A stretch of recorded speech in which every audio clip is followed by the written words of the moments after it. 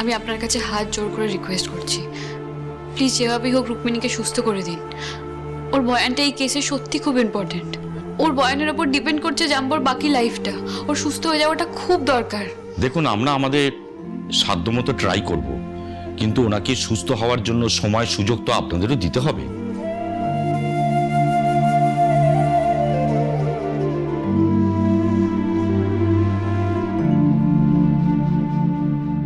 Nurse, injection.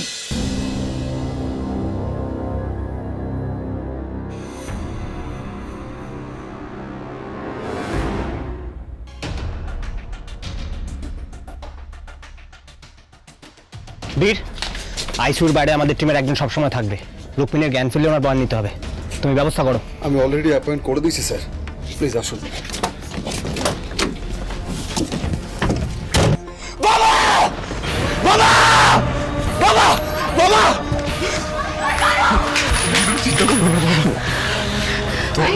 ঠিক পেয়ে বাপকে সুস্থ করি আনবো, তুমি একদম চিন্তা করবে না, আই প্রমিস ইউ। আয়ুষ, এইভাবে কেউ ছুটে বেরোয়? পড়ে গেলে তো লেগে যেত তোর। আয়ুষ, তুই প্লিজ শান্ত হ। আমি তোকে কথা দিচ্ছি, জাম্বোকে একটা রাতও আমি লকআপে থাকতে দেবো না। আমি এক্ষুনি থানায় যাচ্ছি, আমি সবটা ঠিক করে দিচ্ছি।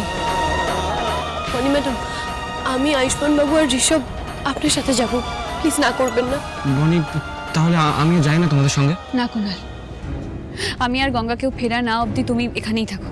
রুক্মিণীকে এখন কিছুতেই একা ছাড়া যাবে না। রিমঝিম, রাহুল দাদের সঙ্গে তুইও বাড়ি যা। কেন বনি মামি, আমিও থাকি না এখানে।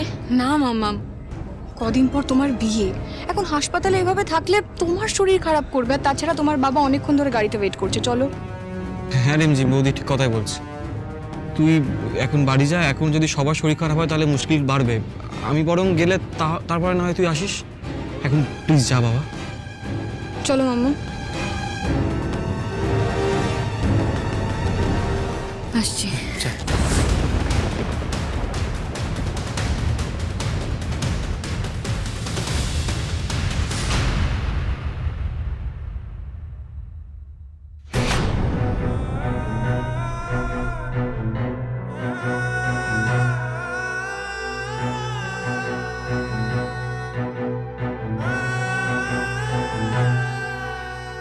সত্যিটা স্বীকার করা ছাড়া আপনার কাছে আর কোনো রাস্তা নেই ঋদ্ধিমান সিংহ রায়।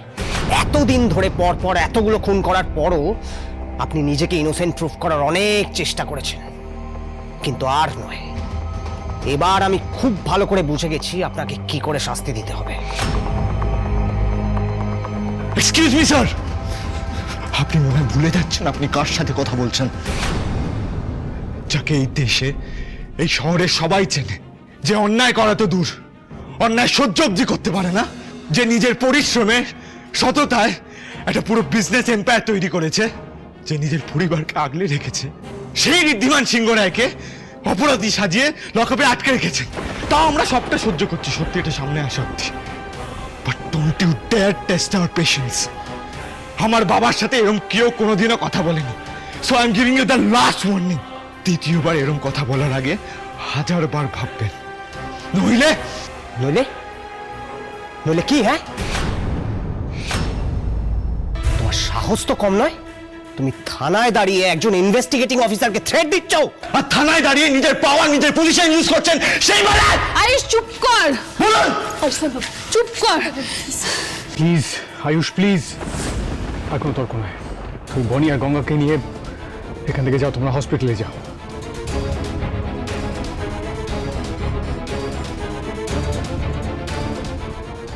স্যার, স্যার আপনি একটু শান্ত হন স্যার। ও বাচ্চা ছেলে, প্লিজ স্যার। রমেশ, ও বাচ্চা? হ্যাঁ, থানায় দাঁড়িয়ে চোখে চোখ রেখে কথা বলছে। চোরের মায়ের বড় গলা শুনেছিলাম, আজ এটাও দেখে নিলাম যে চোরের ছেলে তার গোটা পরিবার কি করে বুক ঠুকে এত বড় একটা অন্যায়ের অংশীদার হতে পারে। কোন বেচিতে, কোন বেচিতে আপনি আমার বাবাকে লকআপে পুরে রেখেছেন? বলুন, কি প্রমাণ আছে দেখান। আমিও দেখতে চাই যে কি প্রমাণ আছে আপনার কাছে, দেখান। অফিসার, আমরা না হয় মেনে নিলাম যে আপনাদের কাছে কিছু প্রমাণ ছিল যার ভিত্তিতে আপনারা স্যারকে এখানে নিয়ে এসেছেন, কিন্তু আপনারা তো এটা মানবেন যে কোনো মানুষ দোষী কিনা অপরাধী কিনা সেটা একমাত্র প্রমাণিত হয় আদালতে। আপনি বা আমি কেউ নই কাউকে দোষী বা নির্দোষ বলার। সুতরাং যতক্ষণ না প্রমাণিত হচ্ছে স্যার দোষী অপরাধী, ততক্ষণ আপনি যদি কোনোভাবে স্যারকে হ্যারাস করেছেন বা মেন্টালি টর্চার করেছেন, তাহলে কিন্তু আমরা স্টেপ নিতে বাধ্য হব। অসাধারণ, হ্যাঁ? গোটা ফ্যামিলিটাই ক্রিমিনাল মাইন্ডেড। কেউ খুন করে, কেউ খুনিকে বাঁচাতে পুলিশকে হুমকি দেয়।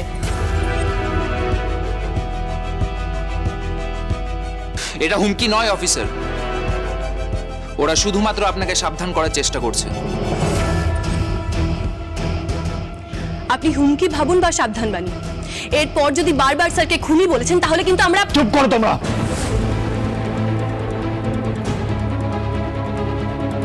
চুপ করো, অনেক হয়েছে, ইনাফ।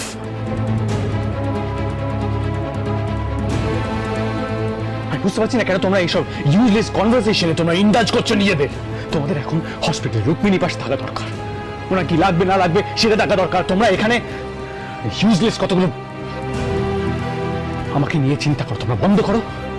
আর এইসব কনভারসেশনে নিজেদের ইনক্লুড করো না প্লিজ। তোমরা প্লিজ এখন যাও, হসপিটালে যাও। কাল ঋদ্ধিমান বাবুকে কোর্টে তোলা হবে, কি হয় আমি আপনাদের খবর দেব, আপনারা আসুন। সব প্রমাণ যখন ওনার এগেনস্টে, তখন শাস্তি তো উনি পাবেনই। তাই এখানে বুলি না কপছে। চান দেখুন ওনাকে আদৌ বাঁচানোর জন্য কি করতে পারেন।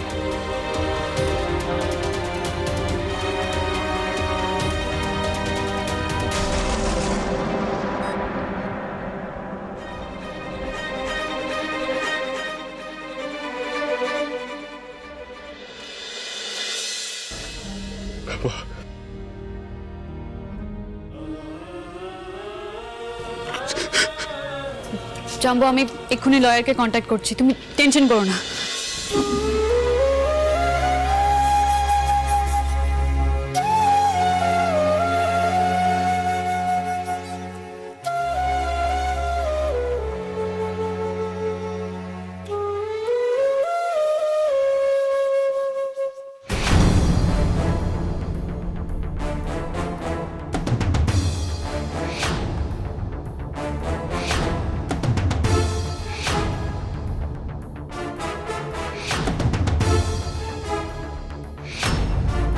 কারোর সাথে যোগাযোগ করা যাচ্ছে না কেন?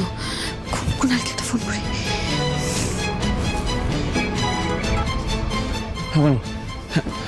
ওদিকে সব ঠিক আছে তো? না কুনাল, কিচ্ছু ঠিক নেই। কালকে জাম্বোর কেসটা কোর্টে উঠবে। আমি কোনো লয়ারকে ফোন করে পাচ্ছি না, কেউ আউট অফ স্টেশন, কেউ কারোর ফোন সুইচ অফ। তুমি এক্ষুনি একজন লয়ার খোঁজো। আচ্ছা শোনো, তুমি চিন্তা করো না, আমি কিছু একটা ব্যবস্থা করছি। কিন্তু বনি বাড়ির লোক জিজ্ঞেস করলে আমি কি উত্তর দেবো বলো তো? কাউকে কিচ্ছু বলার দরকার নেই। কালকেই বর্মা ফোন করেছিল। বর্মা ফোন করে বললো দাদু ঠাম্মি দুজনের খুব শরীর খারাপ। এখন ওদের সবটা বললে ওরা আননেসেসারি টেনশন করবে। ঠিক আছে, আমি দেখছি। ঠিক আছে।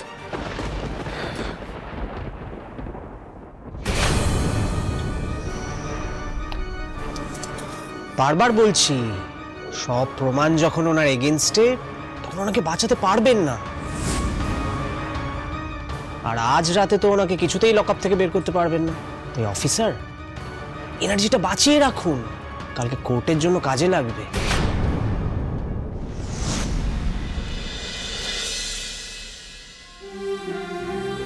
বাবা, বাবা তুমি একদম চিন্তা করবে না, আমি তোমাকে এখান থেকে বার করবই।